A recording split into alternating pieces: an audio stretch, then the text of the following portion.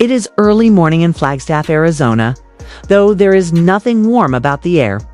The courthouse steps are crowded, cameras lifted, whispers running through the crowd like static charged through copper. To the outside world, this looks like another chapter of polygamous family chaos. Breakups. Televised tears. Awkward reconciliations. They have no idea. Inside this building, the stakes are not about heartbreak. This is about power, influence, invisible wounds, invisible survivors, and an invisible puppeteer who has been seated in plain sight for years. The double doors open. Kody Brown steps in first. Not the animated, loud center stage patriarch the public recognizes. Today, he walks with a rehearsed confidence. Shoulders pulled back, boots striking the marble floor with intention. His familiar curls fall like a crown he no longer knows if he has earned. His eyes flick over the room for just a moment. The smallest twitch at the corner of his jaw betrays him. A man fighting two wars, one inside, one outside. Robyn follows, footsteps soft, breathing measured. Her eyes are glossy but not broken, glossy like polished armor. She wears a pastel purple cardigan, a color chosen to soothe, to evoke empathy. Comfort bait, gentle enough to disarm a room, calculated enough to manipulate one. The room does not soften. Christine enters next. Janelle behind her, carrying a stack of documents 3 inches thick, arranged with color-coded tabs like warning flags on paper stems. Janelle takes her seat without flourish precision, the exact precision of a woman who has already done the sums and found the truth beneath them. Then Mary? She pauses before sitting. The pause is intention. It is punctuation. It tells the room something has changed. I know more than you think I do. The bailiff calls the court to order.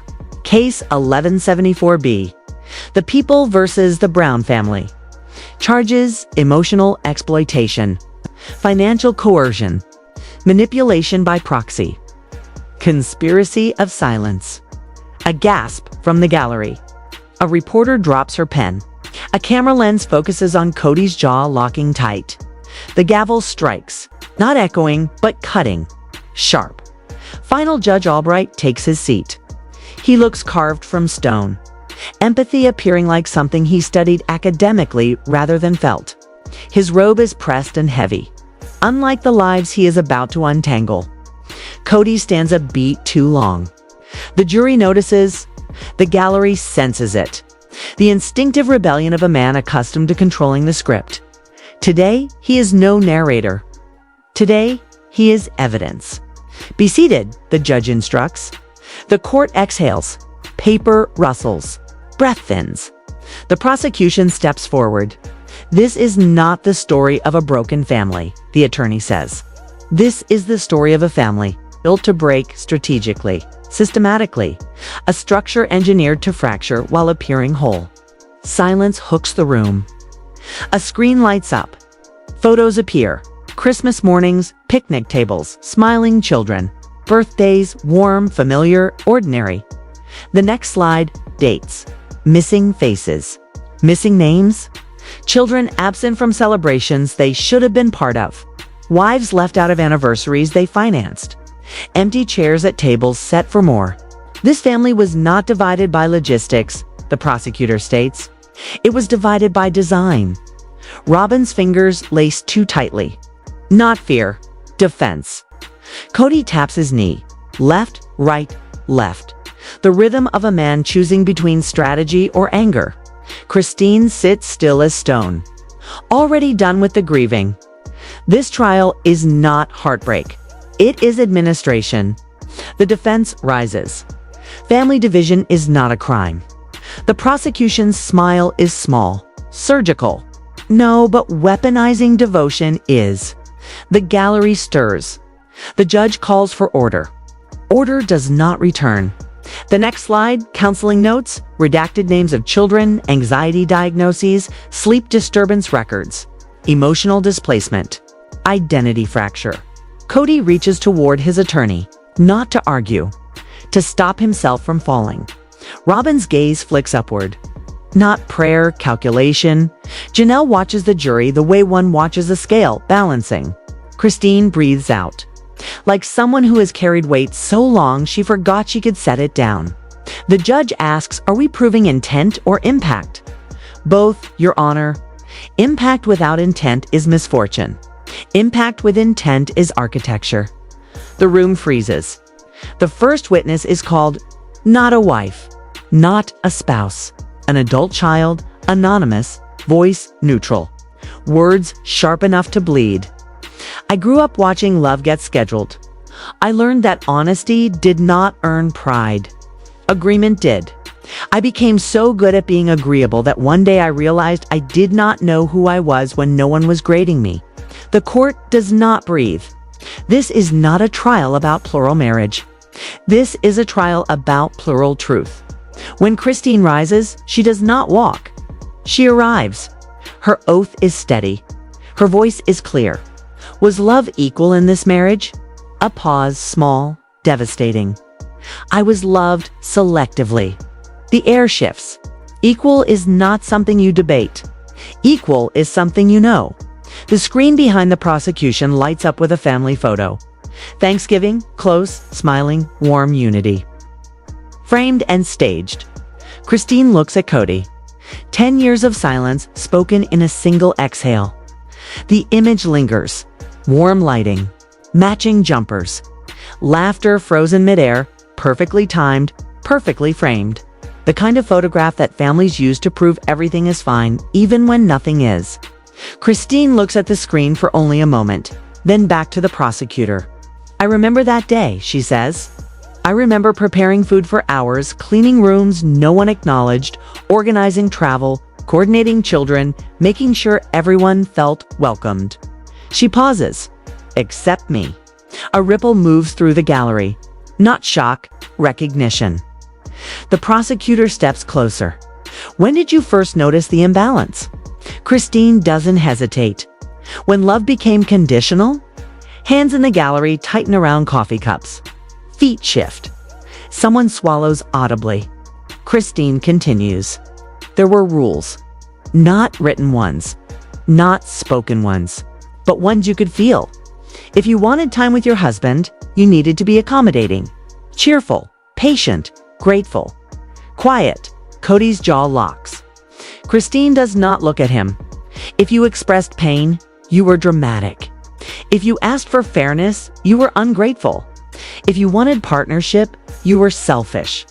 The prosecutor gestures to the photograph behind them. And in this photo, Christine lets out a single soft breath. Not a sigh. Release, I was already disappearing in it. The gallery murmurs low, heavy. A kind of grief that has shape. The defense stands sharply. Objection. This is subjective emotional interpretation, not fact. The judge turns his gaze to Kody's table. You may challenge credibility later. For now, the witness will continue. The defense sits jaw tight enough to crack enamel. Christine shifts slightly, grounding herself. The thing about being erased isn't that you stop existing. It's that you keep existing, but no one remembers to look where you are. Janelle closes her eyes, not in sadness, in agreement. The prosecutor's tone softens, but only slightly. Mrs. Brown, was there a point where you believed the imbalance was intentional? Christine's eyes do not flicker, not once. Yes. Robyn's breath stutters, the first uncontrolled movement she has made all morning. Christine continues. It wasn't always obvious. It was small things. Schedules that changed without explanation. Phone calls that didn't get returned. Family plans made where I wasn't included, then justified later as oversight. The prosecutor clicks. A calendar appears on the screen. Color-coded visits. One color repeated heavily. Another color fading into near absence. The prosecutor speaks plainly. These schedules were written by whom? Christine does not blink. Robyn and Kody together, you could feel the room shift. Like everyone instinctively leans away from something that is suddenly poisonous. Kody straightens, as if preparing to break in. The judge's eyes flick toward him. One warning, silent but absolute. Christine doesn't raise her voice. She doesn't need to. There is love that shares space, and there is love that consumes it. I wasn't left out because there wasn't enough room. I was left out because room was being taken. Robyn's fingertips clench. Not in hurt, in guilt. In knowledge, the prosecutor waits a beat. Mrs. Brown, did you ever confront them? Christine nods, slow. Yes, many times. And what was the response? Christine looks forward. Not at Kody, not at Robyn. At the jury, I was told I was jealous, emotional, overreacting, unspiritual. That if I just had more faith, I would feel loved. That the problem wasn't the imbalance. The problem was me noticing it. A sound escapes someone in the gallery. A short, involuntary ache. Kody finally speaks. It wasn't like that. The room freezes. The judge turns his head. Mr. Brown, do not speak unless you are directed to. Kody's hands flex, knuckles blanching. The prosecutor doesn't look at him. He looks at Christine. One final question. When did you know the marriage was already over? Christine doesn't pause. The day I realized I didn't miss him anymore. Silence expands across the courtroom. Slow, heavy, irreversible. Christine folds her hands in her lap. The photo behind them remains glowing on the screen. A family portrait now exposed as evidence. The prosecution steps back. No further questions at this time. Christine sits not like someone defeated, but like someone who survived the fire and learned how to walk through the smoke without coughing. But like someone who survived the fire and learned how to walk through the smoke without coughing. 2 of my children cried in the car, she says. They could not understand why love felt scheduled. One of them asked me if they had done something wrong because their father remembered some birthdays and milestones, yet forgot theirs. I told them grown-ups make mistakes. A breath, small, controlled. The kind a person takes before crossing a line that changes everything. I stopped believing that explanation later. She inhales again, barely. The inhale of someone who knows there is no path back from the truth she is about to name. We were ranked. She does not speak Robyn's name. The courtroom does it for her, in the silence. The prosecutor paces once, slow and deliberate, like someone calculating exactly how much oxygen a truth needs before it ignites. Was this ranking spoken or implied? Christine's mouth curves into a small, almost smile. Not joyful, not bitter. A smile shaped by endurance. I would have survived yelling more easily than softness, she says. When did you realize love had become leverage? The day my child apologized for needing attention. She continues before emotion can soften the edge of the statement. Christine looks to the jury. If you ration love, you do not create gratitude. You create famine. The defense shifts. The judge raises a hand. Overruled. The emotional landscape is the landscape of this case. Continue. Christine does not acknowledge the interruption. She moves through it like weather. I tried in the early years, she explains. Then, afterwards, there came a point where speaking the truth cost more than swallowing it. Every day I had to choose whether honesty was worth the punishment it brought. Distance, coldness, access withheld. The children feeling the echo of my disobedience. She does not blink. When you punish a mother, you punish her whole ecosystem. The room takes that in, slow, heavy. The prosecutor steps back, creating space for the weight to settle. Then he asks the question like turning a key in a lock already cracking. Christine, did you witness intentional emotional competition between the wives? Christine nods once. There were tests, she says. Invisible tests. Ones we did not know we were taking. Only one person held the answer sheet. Her gaze slides just slightly towards Robyn. Robyn's pulse flutters at her throat. Trapped bird wings. Kody's jaw tenses. Janelle watches Christine with the quiet of someone who has seen a dam strain for years and now sees it finally give way. The prosecutor steps forward. What happened to wives who failed these tests? They were emotionally reassigned. She pauses, letting the term land. Love did not disappear. It moved location. A ripple passes through the courtroom. Some truths do not explode. They sink. The prosecutor lifts a plain manila folder. Christine's voice thins only slightly, reminding the room she is human, not myth. "I was not trying to expose harm," she says. "I was trying to soften the consequences of stating it, because deserving things felt dangerous." The defense rises sharply. "Your Honor, the witness is interpreting marriage dynamics as criminal conduct." Judge Albright taps the bench with the gavel once. The court asks for examples. She may continue. Christine folds her hands. "If I said, 'I feel left out,' the response was, 'You choose to feel left out.'" She turns her palms upward. Empty, honest. The prosecution walks to the jury, measured, firm. One final question for now. Christine's posture holds, not bracing, centered. "The night I realized that leaving was not the destruction of my family," she says. The sentence builds itself.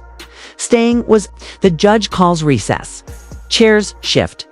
Robyn rises too quickly. Kody rises too slowly. Mary rises like someone who has carried knowledge for years. Janelle touches Christine's arm. Small gesture. Tremendous meaning. Christine stands last, unburdened. When the court resumes, Robyn is sworn in. Her hand trembles on the Bible. Not from fear. The exact tremor that summons sympathy. It works. The front row softens. She sits, one ankle tucks behind the other, deliberate. "I never asked to be chosen more," she whispers. "I only asked not to be loved less." The prosecution asks gently. "Yet you were chosen more, consistently, over years, over holidays, over children, over collective need. Were you unaware of that?" Robyn's answer is near a whisper. "I did not count love like currency." Christine's gaze lifts quiet. Knowing, then help the court understand this. A photograph appears. Kody carrying Robyn's children during a hike. Close, joyful, radiant. Next slide. Christine's daughter walking behind, alone. Shoes dusty. A distance visible even in stillness. "Did you notice the distance?" Robyn blinks. A tear slips, timed like choreography. She is skilled. The prosecutor lifts another folder. "Mrs. Brown, did you coach Kody on how to respond emotionally to the other wives?" Robyn's breath catches. The courtroom holds still. Objection. The defense says, overruled. Robyn's voice is thin now. "I cannot control where love lands." Everyone in the courtroom recognizes the cost of that sentence. It is not confession. It is surrender. Then Mary rises. No theatrics. No panic. Only inevitability. She places her hand on the Bible the way one places a hand on the final page of a long, heavy book. "Titles do not lead families," she says. "Access does." She looks at the jury. Kody controlled access. Robyn practiced it. Silence returns, complete. "Did you feel erased?" The prosecutor asks. Mary shakes her head. Not erased, repurposed. From first wife to cautionary tale. A lesson written in bone. She exhales. "I stopped asking why I was no longer queen and began asking what kingdom I was standing in at all." The jury does not write that down. They feel it. Janelle's financial testimony. When recess ends, the courtroom is colder than before. Not from temperature, from clarity. Janelle takes the stand without adjusting her posture or clothing. No performance. She sits like someone who has already had the argument with herself and survived it. The clerk swears her in. She does not look at Kody. She does not look at Robyn. She looks at the documents in front of her. The prosecutor steps forward. "Mrs. Brown, please describe your role in the family finances." Janelle nods once. "I manage them." The simplicity of it is its own impact. Managed how, exactly? Janelle slides a binder forward. The sound is quiet, yet final. "I handled taxes, property payments, budgeting, emergency accounts, shared funds, insurance, household distribution, and debt reconciliation. If it involved numbers, it went through me." Kody shifts. The tiny movement of a man realizing a truth is now public record. The prosecutor walks slowly. "Did you manage these finances equally across the family?" Janelle does not blink. I intended to. The jury waits. I was not permitted to. The prosecutor gestures to the binder. Tell us what prevented equal distribution. Janelle opens to a page marked with a yellow tab. She taps a cell with her finger. This is a ledger from October 2 years ago. It records household supply allocations. Christine's household received £267 that month. Mary's received £208. Mine received £191. Robyn's household received $2,311. Robyn's breath catches. No tears this time. The prosecutor gives the jury a moment to see the numbers. Then another. Janelle continues. This was not a single-month discrepancy. This was pattern. Did the wives discuss this? We were encouraged not to. By whom? Janelle looks at Kody for the first time. Not with anger. With factual recognition. The person who held authority over emotional currency also held authority over financial currency. Kody shifts again. His jaw tightens. The prosecutor paces once. Mrs. Brown, were you able to ask questions about these decisions? Janelle nods. Yes, I was told I was making things stressful. That unity required trust. That trust required silence. She says it gently. No attack, no judgment. The fact. The prosecutor lifts a printed email. The page rustles. This is your message requesting clarification on a property distribution agreement. Is that correct? Yes. And Kody's response. Janelle does not take the paper. She does not need to. The family works better when we do not dissect fairness. A low sound passes through the courtroom. Not outrage, recognition. Everyone has heard a version of that sentence before. The prosecutor steps closer to the jury. Mrs. Brown, when did you recognize the financial imbalance was intentional? Janelle exhales, slow, when funds for the children's winter coats were delayed. Yet funds for a new piece of handcrafted decor for Robyn's house cleared within the hour. Robyn's face flushes.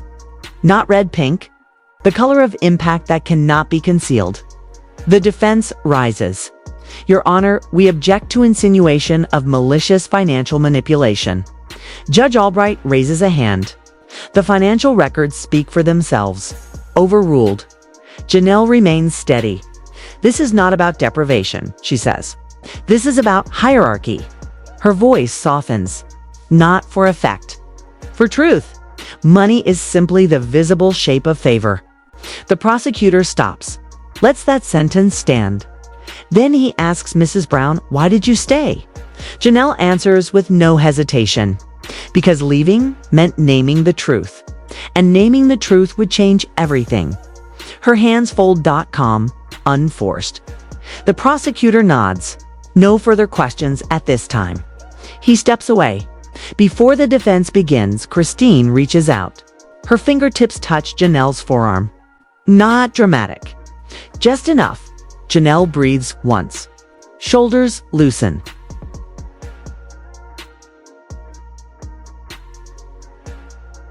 The kind of release that comes after carrying weight for years. The judge calls a brief break. Kody stands slowly. Robyn stands with him. Mary remains seated. Christine does not move. Janelle closes her binder. Not like closing a chapter, like closing a door. Christine does not look back. The air outside is warm in that quiet way. Desserts hold heat, not to burn, but to remind. She stands at the bottom of the steps, not triumphant. Not broken, completed. The kind of completion that does not celebrate itself because healing is not celebration. It is release. Janelle exits next. She does not join Christine. She stands beside her, parallel companion, not follower. Two separate lives aligned without dependency. She tucks her binder under her arm, not as evidence now, but as a relic of a system she no longer has to justify surviving. Mary pauses at the doorway. For a moment, just a moment, she is the woman who waited years for someone to turn towards her. She inhales. The kind of breath that gathers every younger version of herself who cried in private rooms. She steps forward, not back, not forward into someone else, forward into herself. Robyn stands in the threshold longer than anyone. Her hands are clasped, her jaw still, her posture careful. She is not villain. She is not martyr. She is a woman who learned a game she did not invent, mastered it, and does not know who she becomes without it. The sunlight touches her and she does not move. Change is an unraveling no one claps for. Kody steps out last. No dramatic entrance. No controlled stride. Just a man finally hearing the echo of his own footsteps without a chorus surrounding them. Leadership has always been loud for him. Relearning might be quiet. He stands on the steps, blinking at a world that does not rotate around him, and it does not feel like losing. It feels like gravity corrected. They do not stand together. They do not part hostile. They simply exist in the same afternoon air, each learning the shape of themselves without the structure that once named them. Christine turns first and begins walking. The sun catches her hair like a small crown no court could assign. She is not running from the past. She is walking toward a life where her name belongs to her. Janelle follows a moment later, her steps steady, grounded, precise. She has always been the architect. Now she builds for herself. Mary remains still, feeling the warmth on her skin. She does not rush. She is letting her bones recognize they are no longer carrying love like petition. Robyn steps down slowly. She has not lost love. She has lost the script. The silence around her is not punishment. It is an invitation to learn what affection looks like when it is not negotiated. Kody descends the stairs last. Not surrounded. Not abandoned. Just accountable. His shoulders are not smaller. They are less defended. A man who has finally heard himself without the soundtrack of conviction. No one speaks. There is no reunion scene, no apology sequence, no musical swell. Healing is not spectacle. It is choosing differently in the next ordinary moment. The parking lot is quiet. Gravel shifts. Keys turn. Doors close. Engines start. Separate vehicles. Separate lives that might still intersect, but no longer orbit under one gravitational claim. The courthouse stands behind them, permanent still. Witnessed 2 stories that outgrew walls. Session 7 was the blueprint held under light. Session 8 will not be about blame. It will be about choosing construction, not of a family as it was inherited, but of a family as it will be written. By each of them. Individually first. Collectively only if chosen. Not required, chosen. It begins in 4 different kitchens in 4 different mornings. Christine wakes first. Not because she has always woken early, but because her sleep is deep. The kind of rest that arrives only when you are no longer bargaining with yourself. Her tea steeps slowly. She leans against the counter, feet bare on a wooden floor she chose. Silence is not empty here.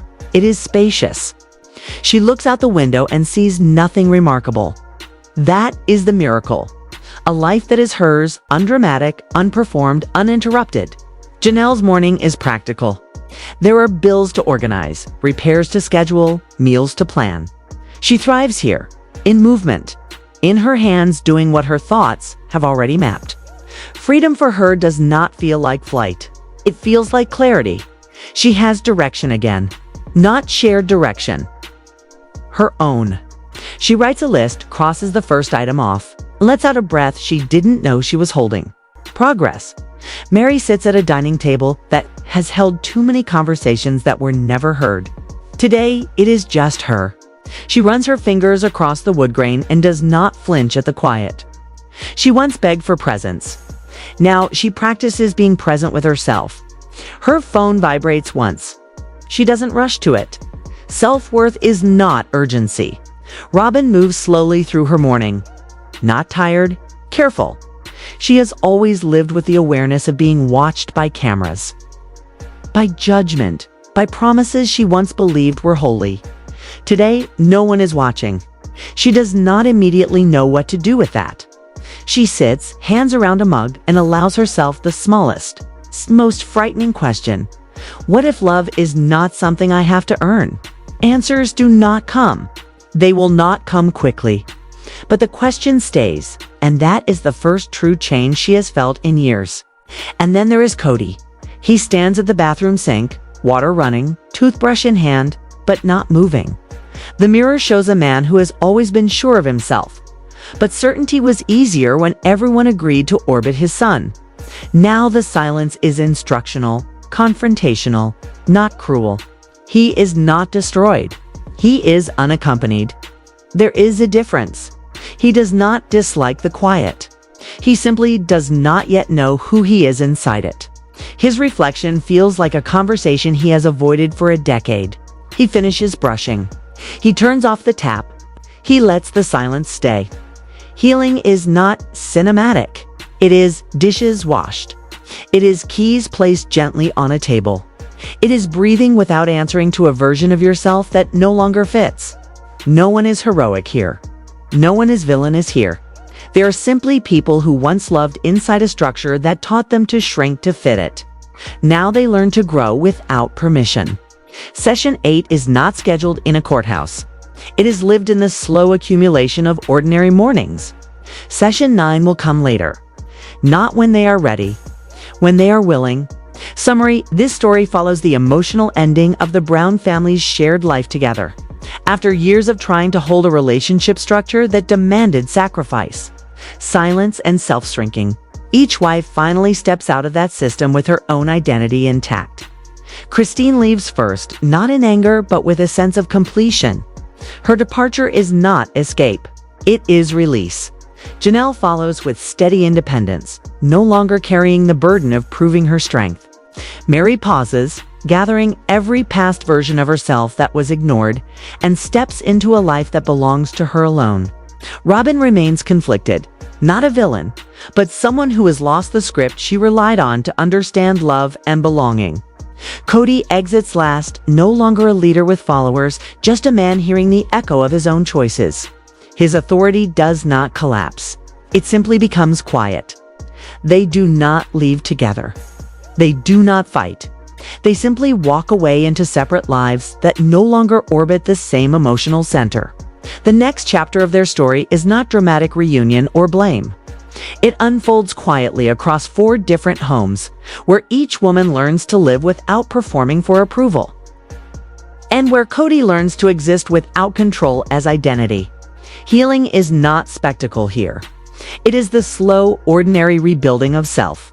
The future is no longer inherited from their past structure. It will be chosen. Individually first. Collectively only if they want to. Not required. Chosen if they want to. Not required. Chosen.